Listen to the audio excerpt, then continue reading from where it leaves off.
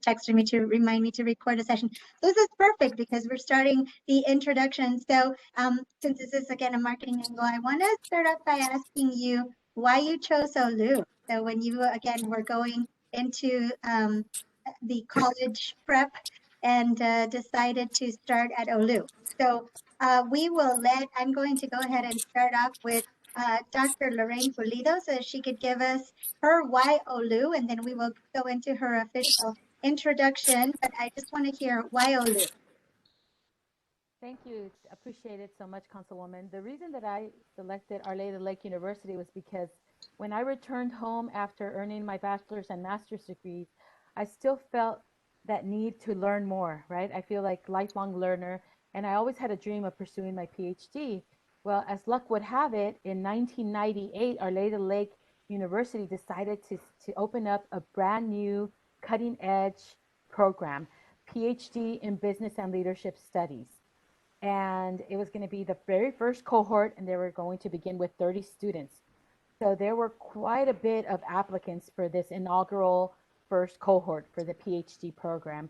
And I went to a recruitment event and I heard all about the program.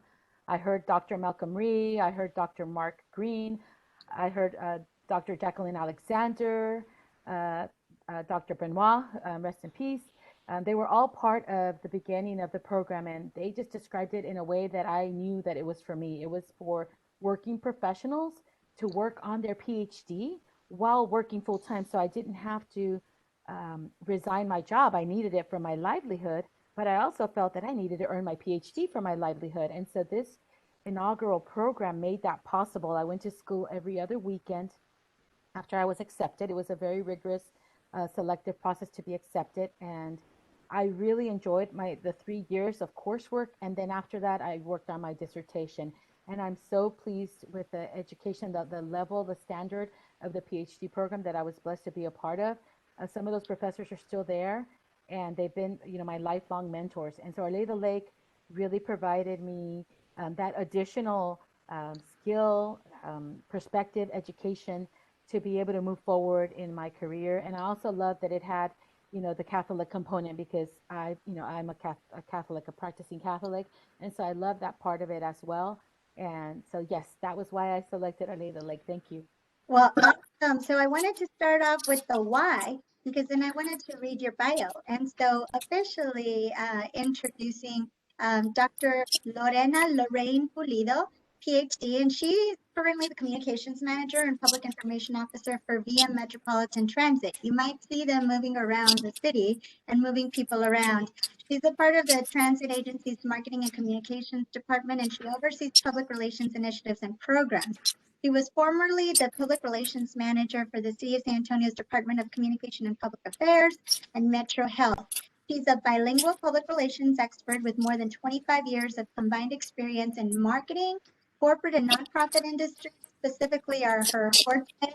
And she has also taught at local universities as a part-time faculty member for 20 years. And I know that she used to, I believe, teach here at Our Lady of the Lake University as well. And I think that her most recent stint has been at Texas A&M San Antonio. But so you all see, I wanted to make sure that she came in and offered our perspective, because when my courses we teach marketing, there's a component of marketing called public relations. And so she is really one of these people that has been working at the forefront of marketing. And so you all know a little bit about her background, and I had to consolidate it, by the way. He worked on different marketing account services at several ad agencies, and so including Garcia 360. And she worked there with this veteran who you all might recall and might know as one of the fathers of Hispanic marketing, but veteran marketing guru like Lionel Sosa. And she supervised national accounts there. She worked on KB Home, on the Hispanic Scholarship Fund.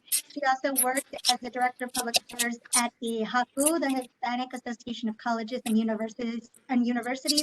And she has also been in corporate communications and university health system. So she thought, I thought, had a little bit of everything. She also served in her capacity as a volunteer as a representative to the Brooks Board in San Antonio, and she's the vice chair of the Brooks Foundation. Brooks Gives Back, and she's a trustee that was elected just recently to the Alamo College's district board in December 2020. So you might recall her because of the pictures you might have seen around if you are from San Antonio in the city with her bright smile on them. So we're very fortunate, and I'm appreciative that you accepted our invitation today, Dr. Lorraine Pulido. So that is her intro, and now we'll move on to Isidro Reina. And so, Isidro, I'm very excited that you are here as well, and I'll get to your bio here in just a little bit, but I want to start off by asking you the same question I ask all my students. Tell me why you chose Olu. So tell us, same thing that Dr. Pulido, tell me more. So no problem. So it's a little bit different. So I did my undergraduate degree at Our Lady of the Lake, and I always tell students that, you know, one of the top pieces of advice is to network. And so when I was in high school, I went to Marshall High School, and I was the student body president there. And we had Sunset High School on our campus, and the principal at the time was Paul Garrow. He's now the principal at Central Catholic, and he was sort of a mentor to me at the time.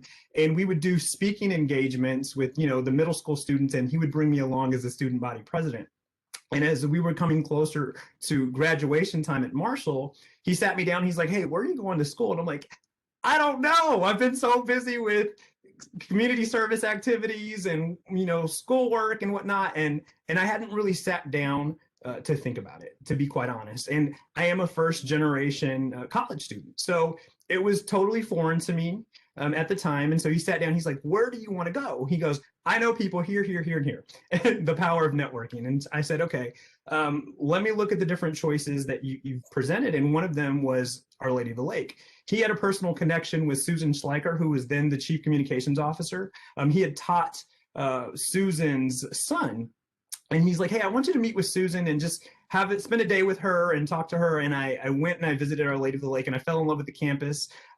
Susan's like, "Hey, we'll get you here at Our Lady of the Lake, and then you can intern in the communications and marketing department and start your career that way." And that's how it started. So different story, but I think it's the power of networking. And I fell in love with the campus, like I said, went into the communications program with Professor Winstead, who's still there. And that's how I started my communications career. Well, thank you very much, Isidro. I'm going to do your official intro. And Isidro was actually a student intern when I was at the Office of Communications and Marketing at Our Lady of the Lake. So I knew he was just very talented and would go to very high places. And so with that, Isidro Reina joined NASA Johnson Space Center's External Relations Office as a Senior Communications Specialist in 2015. In this role, he manages executive communications for the center and serves as the agency's Gateway Program Public Affairs Officer in Houston. By the way, you might recognize his face because he has been doing a lot of the TV, I guess social media programming, video programming. And so he highlights a lot of the really cool stuff that NASA is doing. So you might have seen him once or twice before in some of the posts. But prior to that, he worked as a Deputy Chief of Public Affairs for the U.S. Army Corps of Engineers, Galveston District, and he made sure that that office communicated the district's engineering mission strategically and transparently to a diverse group of internal and external audiences. And again, this is one of the other reasons that I want to have Isidro come here, because we talk in marketing, there's always the importance of learning what your internal and your external audiences are. And I think that he's done that brilliantly. He's also worked as a public affairs specialist in the U.S. Army Office of Chief and Public Affairs at the Pentagon, and for the Army Operational Test Command headquarters at Fort Hood, where he did media relations. So with that, and I mean, they both have, by the way, extensive bios, which I believe are fully posted on the website, but I had to condense and take some of the highlights so that we could go ahead and get onto the actual meat of this. And so, but thank you all both for sharing with our students the opportunity to listen, because by the way, this conversation is recorded. So for those who were not able to join at this exact time, it will be posted on Our Lady of the Lake University's website, and all of our students will have access to it. So I'm going to be encouraging my students, for instance, to log in. So with that said, I want to talk about a little bit of job duty, if you will. And so this conference was specifically put together to talk about our own, right, our own folks from Our Lady of the Lake and what they've been doing out in the world, but specifically job duty, how your job duties were before and after, right? And so that's the important thing. So for a lot of us, things have changed over the last few months, almost a year that we've been in lockdown. And so I want you to take it from that approach. So let's start with the first question and tell me a little bit about your job before, your job pre-COVID, your job during COVID, and your job post-COVID. And so tell me how you continue to market your organization or to strategically communicate what your organization is doing. So I will, who wants to take the first question? I'll go first if that's okay. That's fine. Okay, awesome. We'll take Isidro first next. Go right ahead. Okay, thank you, Councilwoman. So the way that my job worked before COVID was as a communications manager. I worked a lot on strategizing and holding news conferences, sharing different information with the media, making sure that we were reaching out to all of our internal and external audiences that included our employees and the media outside. And so that meant, working very closely with our marketing team, with our community outreach team, customer service team, and making sure that we were all singing off the same sheet of music, the comprehensive communications approach.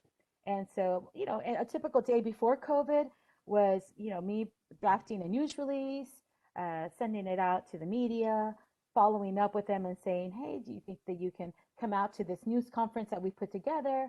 We're going to do a groundbreaking of Brooks Transit Center or whatever that situation was, right?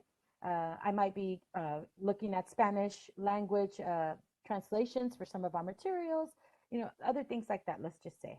And maybe fielding several phone calls depending on what we were promoting. That's a typical day. That doesn't encompass everything that I was responsible for, but just to give you the comparison, Councilwoman, between pre-COVID and then during COVID.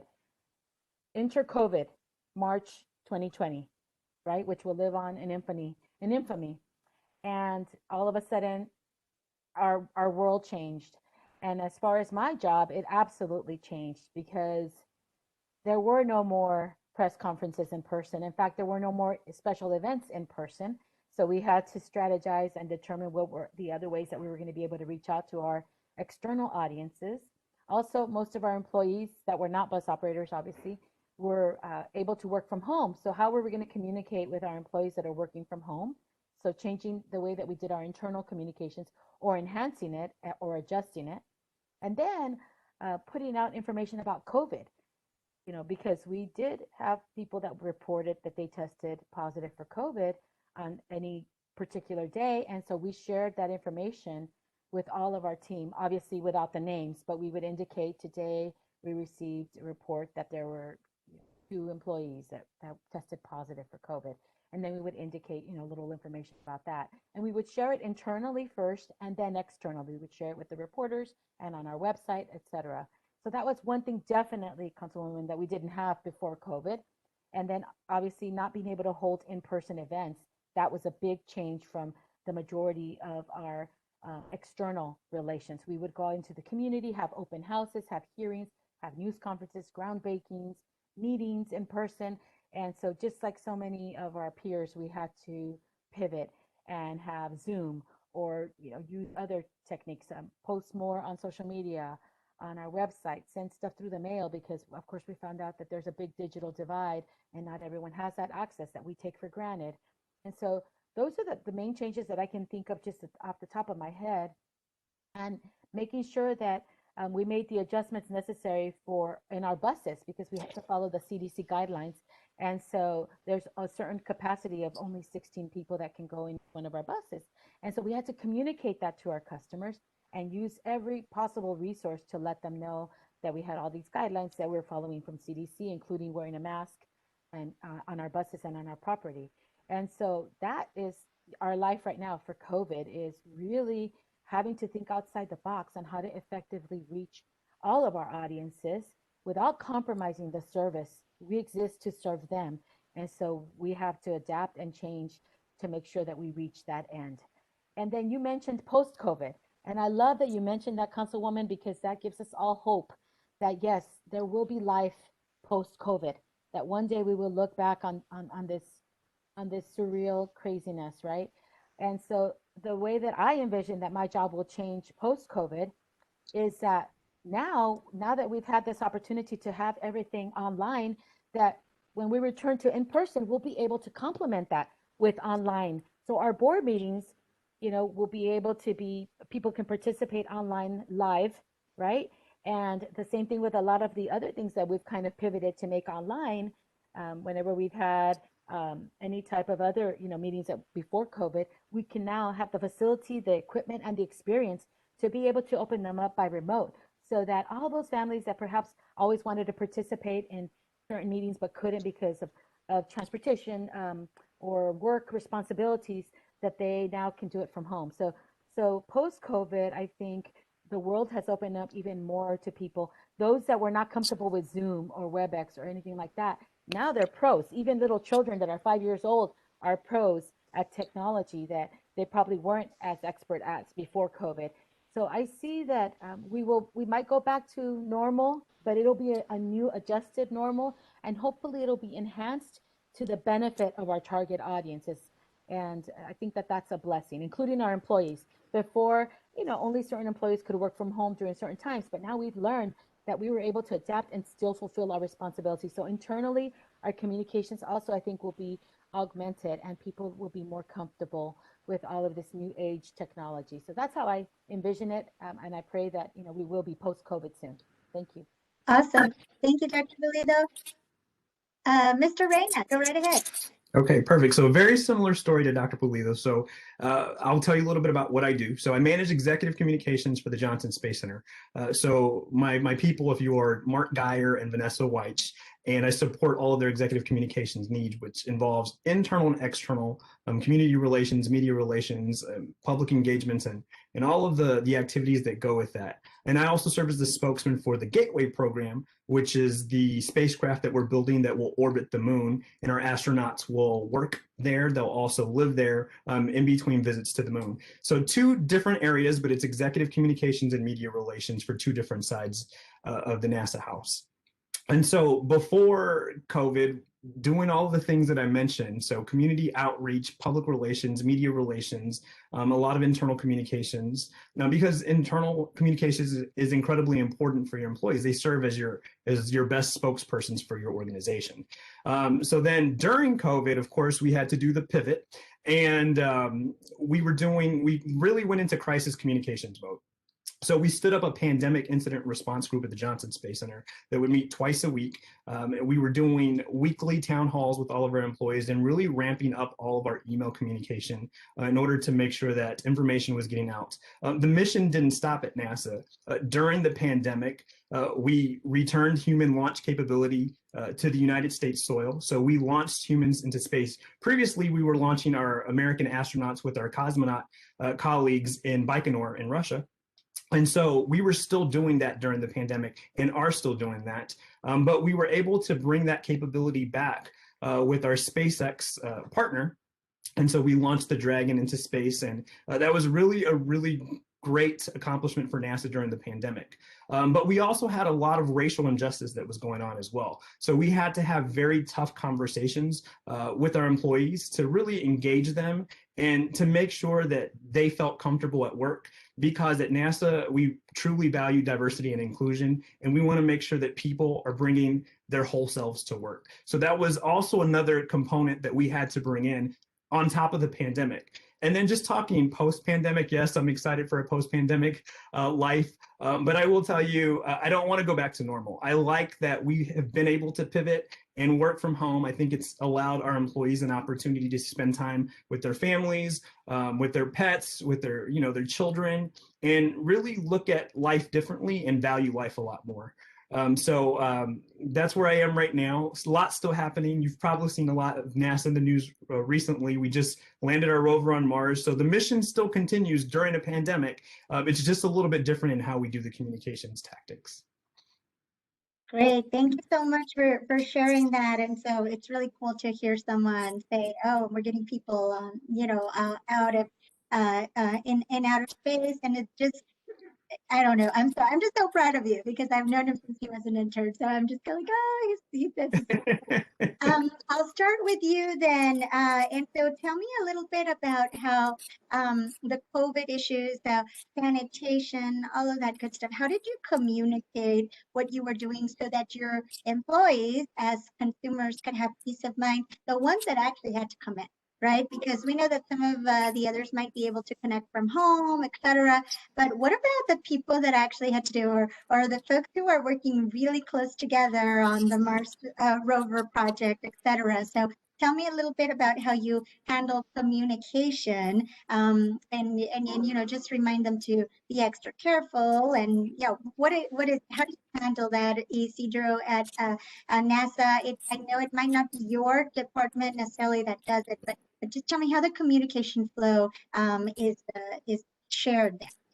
Okay, so again, starting with our pandemic incident response group, that's really the group that is focusing on what's happening at the Johnson Space Center in close coordination with our headquarters in Washington, D.C., because NASA does have 10 centers across the entire nation. So most people are familiar with the Kennedy Space Center, that's where we launched, Johnson Space Center, where Mission Control is, the Jet Propulsion Laboratory, where we have our rovers. So lots of different centers. So making sure, first of all, our strategy nationwide was the same in terms of tackling the coronavirus pandemic. So the way NASA approached it is through different stages. So stage 1, stage 2, stage 3, and it was really contingent upon how many cases were in the community, and still how many cases are in the community, and how many beds are available in the hospitals. So we also have at the Johnson Space Center the White Sands Test Facility, which is out in New Mexico. They're a part of our workforce, so we factor in that New Mexico population as well. And we evaluate where we are in the community based on, again, the COVID cases and the beds. And so making sure that depending on how many cases are out there, we won't transition to a different stage unless we've cleared those different marks. So we have gone back and forth between stage 3, stage 2, and then we've been toggling ever since. Right now we're in a stage 3 status, which is pretty much mandatory telework for the majority of our workforce, which is about 11,000 civil servant and contractor employees in Houston and New Mexico. So I say all of that because we're still operating the International Space Station in mission control in Houston. So we still have about, I'm gonna say 1,500 employees around the entire center that are still actively working on site. Working to make sure that the mission continues, that our astronauts are safe on board the International Space Station. So when we're communicating with them, it's important to make sure that we use our platforms that we have available. So at Johnson Space Center, we have the Roundup, which is a series of different tactics that we use. Of course, whenever you go right into crisis communications mode, you want to activate your microsite so that there's a central repository for all of that communication. So we were actively updating the microsite and pointing people to the latest guidance from our headquarters. We were sending direct emails to everyone. We were doing a weekly town hall with our director. So they were hearing directly from the director, this is what you should do, what you shouldn't do. That pandemic incident response group was also responsible for coming up with guidelines. So any signage that need to be put up on site, whether it was on the doors of mission control, hand sanitizer stations, we wanted to let them know that if you're going to be at work, you are going to be safe. And if you do not feel comfortable coming to work, let your supervisor know and you won't have to come to work. We'll make accommodations in order to make sure that you feel safe. So lots of different avenues using our Roundup tools, but really just activating our crisis communications response to make sure that those employees felt not only communicated to, but heard as well, because two-way feedback is incredibly important. So if there's something that they identified on site that they didn't feel was right, they would communicate that to us, and then we would bring that back and address it to the workforce at large. Great, thank you. Sounds like you all had it really nicely figured out, especially with the microsite, and some people don't even think of doing that. So great job there. Dr. Pulido, how about from your perspective? Tell us a little bit more. Thank you. I think we had a similar approach and strategy as Mr. Isidro just shared with y'all. Definitely, we worked together with other departments. So we were the communications department, but we worked very closely with the operations department, who is in charge of all of our bus operators, right? And also our Via Trans operators and our van operators for Via Link. And so we have so many different services. And so we work together with operations and also with human resources, which also kept us up to speed with the reports of any positive COVID cases, for instance, and also the guidelines that we put together in tandem with CDC. So we were following definitely all of the rules, the policies, and making sure that we were able to share that with our team, whether they were bus operators that were actually operating the buses and providing service to our customers, or whether it was someone in accounting department that was working from home on a particular day. And so we used various approaches, just like Mr. Isidro's team did.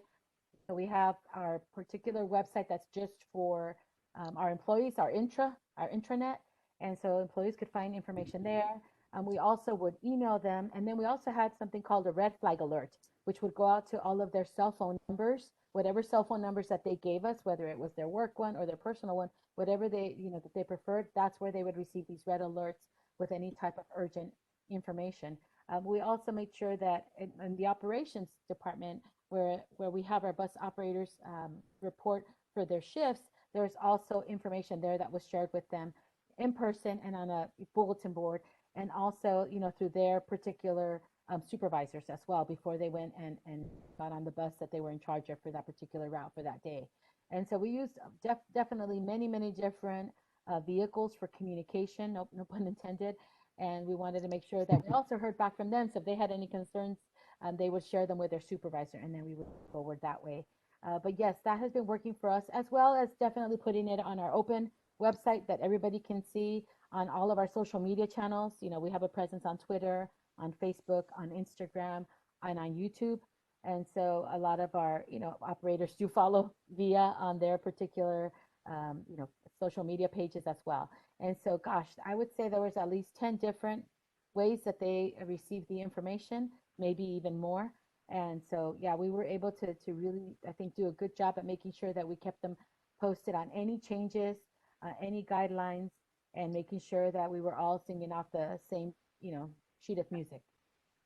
Well, thank you. And Dr. Pulido, I'm going to follow up with a question. And so one of the things that you mentioned was one of the questions I was going to bring up a little bit later, but consumer confidence during this time of COVID is huge. And so, and I'll ask this kind of same question to you here in just a little bit, Isidro, but from a different lens, obviously. But consumer confidence for Via Transit is a little bit different, obviously, than consumer confidence for folks at NASA, right? Who kind of already work in that in their own environment, if you will. However, people actually physically go into your buses. So tell me a little bit about the marketing that was done to communicate to your transit riders that it was safe to come back and ride the bus. Thank you so much, Councilwoman. Yes, absolutely. Consumer confidence is essential in our line of work because we are the only transit agency here in San Antonio, and so many people and companies rely on us being able to provide that service for their business success. And so not only did employees of so many companies rely on us, but the companies themselves relied on us so that they have their employees, their essential employees, be able to be at work. As well as a lot of their customers that use Via, right? And so whether it was to go to the grocery store or whether it was a doctor's appointment or a job, it was important for Via to continue to provide service. And so we consider our bus operators essential workers because they did help to make sure that our city kept running. And one of the ways that we made sure that our customers would feel confident in knowing that they were safe on our buses was by definitely advertising and also promoting everything that we were doing to make sure that they were safe.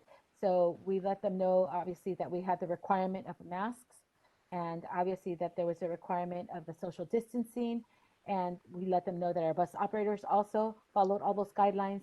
And then we even have a plexiglass between the bus operator and the customer. And we also help promote our Go Mobile app so that we could have contactless entrance into the bus, so that there didn't have to be money exchanged and what have you, as was normally, what most of our customers would do. But a lot of people now have switched over to Go Mobile. Maybe they were uncomfortable with it at the beginning, but now they're pros. And so we've been very blessed. Our customers have really provided us positive feedback. And they themselves, know that if they have any questions, they can call our customer service department, because we realize that there are customers that don't have, internet or, any of the things that we take for granted that relate to technology. And so they still like to call and make sure. We also have signage at the different bus stops, electronic signage, and then traditional signage indicating, what all we were doing to keep them safe. We made sure it was also, of course, on our website, on social media. But yes, we did have signage everywhere, and we promoted it to all of our customers, including our Via Trans customers, which rely heavily, on the services, the shuttle services, to get to a lot of their essential services like the grocery stores and appointments. Great. Well, thank you so much. Isidro, so tell me a little bit how that, and I know that you have some space centers where people can walk in and learn and take tours, etc. But tell me about that, maybe what you've heard, or even within your own, you would definitely have an internal audience. And so you spoke a little bit about it, but I didn't give you an opportunity to maybe talk about, if you did have the external audiences, how you continue to communicate with them about the safety protocols. Right. So two things with that. There is still a level of customer service satisfaction. So Space Center Houston serves as our official visitor center for the Johnson Space Center. We also have this visitor center out at the Kennedy Space Center. And so during those times, they operate independently from NASA. They serve as their own nonprofits, and a lot of our employees, or at least our senior leaders, serve on that board of directors, but they have their own communication shop. And so while we coordinate very closely with them as a nonprofit, they're handling their own communications. I say that, though, because at the beginning, Space Center Houston was definitely closed at the beginning of the pandemic, and they have shifted their operations, of course, to be safe with the pandemic. But then the customer service level, from just a very basic level of, hey, NASA's doing a launch again from Florida. We want to go out and see the launch. Well, we can't do that because everything has to be virtual these days. So communicating that information out to the public, we specifically use our communications channels for the general public. And of course, we have our own channels for our internal communications, but letting them know, hey, we are not going to have a public viewing at the Kennedy Space Center for a launch. But what we are going to do is invite you to the launch virtually. So we had to shift all of our operations into this virtual kind of realm to make sure that there are ways for people to get interactive with the mission. So most recently, I'll use the Mars Perseverance landing. So of course that launch happened in 2020, but the spacecraft made its way onto the surface of Mars on February the 18th. But one of the things that we have is just, and I'll try and get the link and put it in the comments, but you can upload your photo and it'll sort of Photoshop it, and then you can picture yourself on Mars. And so you can download that image, and it can be your Zoom background, or you can put it on your phone or on your computer. So different ways to get the public excited. They couldn't go to Mars anyway, but we still want to be interactive. But when we had that launch, it was a different way because they were expecting to typically go out, especially if you live in the Florida area. So there is a level of customer service satisfaction, but also for our employees as well. There's got to be satisfaction there because people want to feel like they're appreciated at work. So we have the Federal Employee Viewpoint Survey. This is a survey that is taken by employees at every federal agency, just nationwide. And so NASA employees fill this out just like the Department of Energy, the Department of Housing and Urban Development. And we have consistently been named the top place to work in the federal workforce for more than 8 years. And that's just directly from employee feedback. So I think that's an important mark from a customer satisfaction perspective, because when you are measuring communications effectiveness, internal communications is a key marker as well. I love that you mentioned that because then that's a key recruitment strategy for HR, right? And so when you think of how you market your brand to potential employees, right? That's huge. And so congratulations on getting that 8 years in a row. I was also, and by the way, yes, if you could find that link, I think all of us would want to be on Mars. We probably would have wanted to be on Mars last week. But instead of being in Texas in the cold, can't believe I'm saying that, right? It was really cold in Texas. But good. So thank you for that. And then that's definitely, I love the fact that you all created the background, like the Zoom background with that, because then you do get people engaged. And I do have to tell everyone that I think I was at a Coach store a couple of years ago, and I saw some NASA branding on a Coach purse, and I was like, wow, this is really cool. And I texted Isidro. And so anyway, and so I don't know who allowed that to happen. But there's multiple areas that everybody at NASA gets to interact with that really continue to plug the NASA brand, right? So it could come from different departments, but in the end, it's all about the brand and protecting the brand. And these are two very solid brands. So I figured that all of you all would know NASA. And I would hope that all of you all from the local, VIA if you're from here, right? And so I was really excited that we can get the two of them, and especially because we're thinking about the federal perspective and then also, if you will, the local perspective. So with that said, I know we only have until 2:20 officially, so I will make sure, and thank you, Peter, you already dropped that in the comments. I will definitely go to the photo booth and create that. But also, I wanted to ask one more question before I open it up, and if you all want to start popping any questions in the chat, please go ahead and do so. But my question to you both, and we'll start with Dr. Pulido now, is what's the most important thing that you've learned over this past year about your business, about the business that you're in and how you contribute to it? Gosh, I think that's definitely a two-part question, right? So the first part is, what have I learned? Okay, so what have I learned? Gosh, I've learned to not take anything for granted in life, to appreciate every moment. And as I look back to the last year, I am a very social person, as you know, Councilwoman, and it has been challenging. It took a while for me to adjust, to not be able to work with my coworkers, to not be in the same office, breathing the same air, hollering. We didn't use the intercom system. I would just holler, Rachel, did you get the email? I miss that interaction so much, and I always took it for granted. We even had Tejano Thursdays, where one of our team members would play Tejano at a low volume for all of the rest of us, in that office to be able to enjoy.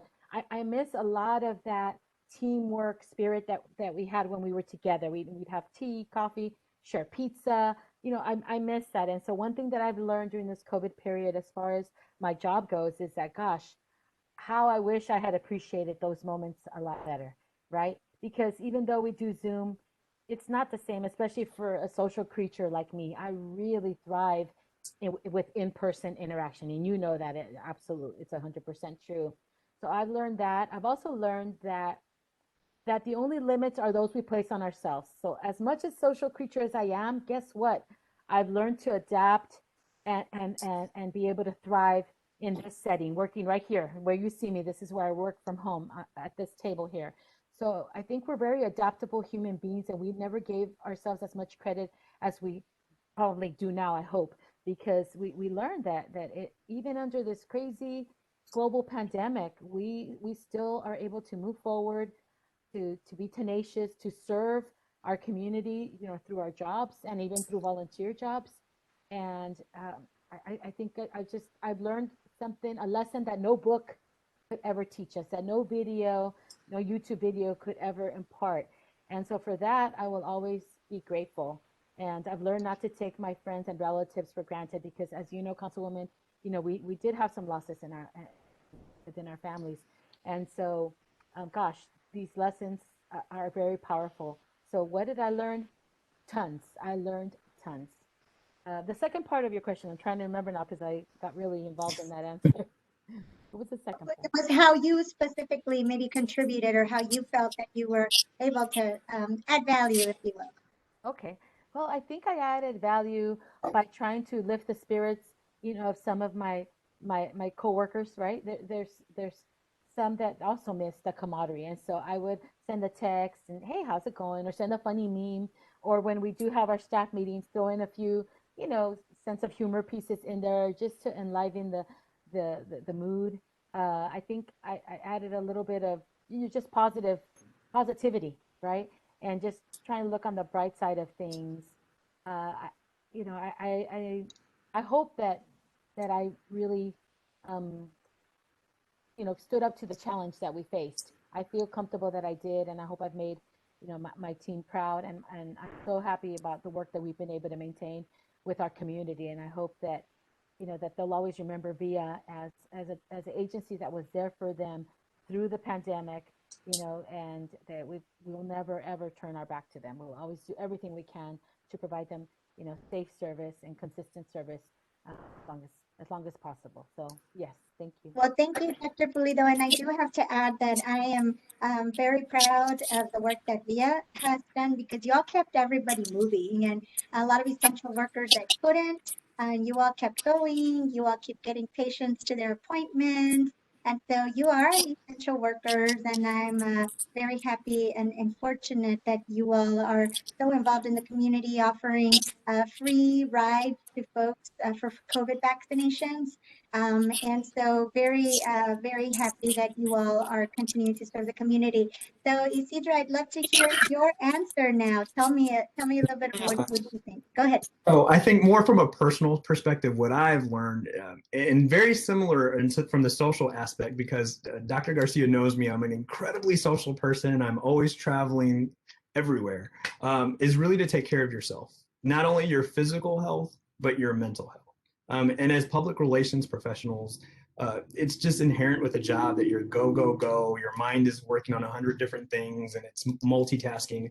And that expectation during the pandemic, I think workload increased tenfold by virtue of everything that we were doing and the expectations that we had for ourselves and just from employees. And supervisors and managers and whatnot. So I think just from the personal perspective to really take care of yourself, maybe don't eat everything in the refrigerator, the COVID-15, I guess, if we want to call it that. But I think it's incredibly important to focus. And during this time, our employees have not been taking annual leave or paid time off, and as you would call it in the private sector. It's important to take that time off. Even if you're physically not traveling somewhere, take the time off, turn the computer off, turn the phone off, and really unplug and focus on yourself. Because if you don't do that, you're going to burn yourself out, because we are all going through the same thing right now, and there's different levels of this experience for everyone. So take care of yourself. And then what I've contributed, I think, from a workplace perspective, is to take that same message and to be that critical voice in the boardroom, if you will, and to say, hey, yes, we're still launching humans into space, but there's a pandemic going on, and there's racial injustice going on, and now a snowpocalypse, to really make sure that we're stopping, breathing, and communicating that message of empathy to our employees. Because at NASA, of course, the mission, it continues on, but you want your employees to feel valued and to understand that we know that what you're going through, because we're going through it too. And I think the biggest contribution is just to make sure, and I know our senior leaders know this, but to just keep saying, hey, did we send this message out to remind people, think about this, or to take the time off, or to do this or to do that, to take care of yourself? I think that's incredibly important, and to bring that voice into the boardroom, as I would say. I love that answer, Isidro, and thank you for sharing that, because when I think of NASA, especially right now, and especially in light of what you all announced last week, I see it as you all continue with a mission of hope, right? And so we're looking forward, yes, to the days when we might be able to be with our family and friends that once again are at these events and conferences instead of just by Zoom or WebEx. But I think that NASA, as an American brand, has continued to do that throughout the years. And I think that they're always in the right place at the right time for some reason, right? So like last week, everybody's like, okay, we can do this, but we can't do this, right? And so it was interesting how right away, we are reminded that we have this capacity as human beings to accomplish so much. And so with that, I don't see any questions. So then I'm going to ask my final question, which is specifically about business. And so we know business is changing. It's not business as usual. So if you all can let me know how you plan personally to maybe take the lead as a Olu alum that you all are learning about innovation. How are you taking that everything that you learned, the ethics, and you've already addressed this a little bit, Isidro, but really changing business as usual. So tell me a little bit more about that. Sure, I can go and start. So I think the myth was around NASA a few years ago after the space shuttle program ended in 2011 that NASA had closed its doors. And so people thought when we stopped flying the space shuttle, which was kind of like a vehicle that we owned, that we closed our doors. And as companies such as SpaceX and Boeing have come up, people are saying, hey, SpaceX and Boeing are taking over NASA's role. Well, that's not the case. They're actually our partners, and we encourage it. So going forward, from a business operating perspective, we are all about the commercialization of space, the commercialization of low Earth orbit, because when you think about it, NASA and the government, we do great things, and we are able to focus a lot of funding on certain projects like the Mars Perseverance rover or the space shuttle. But now it's really about enabling commercial partnerships in order to make space exploration happen. So right now we're flying the International Space Station. Right now above us, there are astronauts orbiting the Earth at 17,500 miles an hour, which is incredible if you think about it. And for more than 20 years, this has been happening. For more than 20 years, there have been humans living and working in space continuously. As we focus on commercialization and we allow the companies of SpaceX and Boeing to learn from all the knowledge that NASA has, we're able to focus our efforts on going to the moon and eventually going to Mars so that we can put boots back on the moon, which we plan to do with our Artemis program, to put the first woman and next man on the moon, and then, of course, to go on to Mars one day. So that's what we're working on. We encourage the commercialization, and I'm excited about it because it's a great story to tell. Awesome. Thank you. And Dr. Pulido?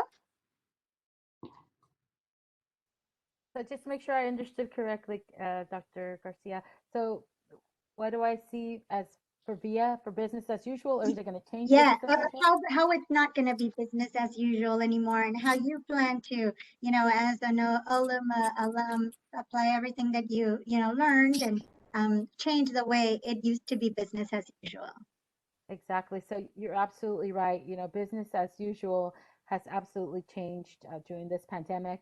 And post-pandemic, I think that we probably won't have, business as usual. We will continue to adapt, to listen to our customers' concerns, to make sure that they are, safe, that we get them to their destination safely, and to make sure that, we continue to enhance our service to them, whether that's frequency, changing routes. We have, several times that we do service changes, and we have open houses and public meetings, and we study how all of our routes are doing, what the ridership is, so that we can definitely adjust accordingly. And it's ongoing. This is something that, business is not as usual. We're always striving to get better. We're always open to ideas, to feedback. So many of our programs that have come about from feedback from people, outside of our organization, such as our VIA Link service, right, for instance.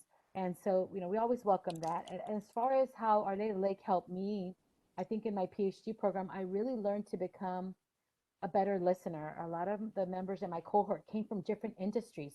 So there was a few of us, that came from marketing and communications, but there were others that came from businesses, from corporations, some from education, from nonprofits. And so I learned to listen to the various perspectives And I think that that's, you know, what's helped me in my job at VIA, that we have such a diverse, you know, diversity in our stakeholders. And it's so important to see how any particular area in our company will impact people in a different way, depending on, you know, if they're the person riding the bus, or if they're the person that owns the company that relies on the people that work for them that take the bus, or, you know, who is it, a daughter, a student, a tourist. We have a lot of visitors to San Antonio that rely on VIA to visit different landmarks. And so I think that that the pandemic has really augmented my use of the skills that I think I was able to refine through the PhD program at Leda Lake, and to learn how to be compassionate, most of all, towards other people, and not take for granted the blessings that I have, and understand that there's so many people out there struggling, and we need to be out there lending a helping hand. And I know you, Councilwoman, are definitely the poster child for that, especially, you know, during the snowstorm last week. I saw you out there really hustling and working your behind off for us. So thank you for that. And I think you set a perfect example for the rest of us. So thank you. Well, thank you. I just, I knew you, I was uploading this, and I was helping deliver water on the Mars Perseverance. So I just had to quickly do that when you sent that, Isidro. I had to plug myself, and that was the only picture that I had around. So That's awesome. go and do it. So anyway, thank you so much. We really appreciate the time that you all took today. But by the way, it's very simple to just upload your picture. I encourage everyone to do. And so, and have fun. And you can guarantee that's what I'm going to be doing the next 15 minutes. Plugging in every picture to see which one's the coolest. Have y'all put Bernie Sanders on there, by the way? That would be Oh cool. my gosh. You need to add Bernie Sanders, Councilwoman, and then put it as the log profile photo on your Facebook. And then Oh, that just would be funny. that would be hilarious. I love it.